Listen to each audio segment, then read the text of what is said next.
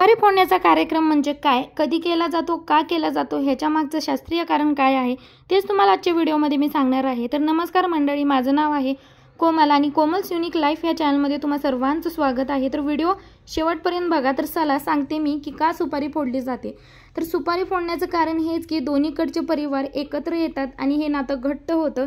सुपारी फोडण्याचा कार्यक्रम हा मुलीच्या मामाने आणि मुलाकडच्या मामाने आयोजलेला असतो आणि मेन महत्त्वाचे हे दोघं असतात। शिवाय मुलीकडचे मंडळी आणि मुलाकडचे मंडळी किंवा भावकी हे सगळे मिळून ह्या कार्यक्रमात समावेश होतात आणि लग्नात कुणी खर्च करावं किंवा लग्न आपण कुठे करायचं हे सगळं बसून बोललं जातं। रीतिरिवाज सगळे सांगितले जातात एकमेकांना। त्यानंतर पोळ्याचं जेवण केलं जातं।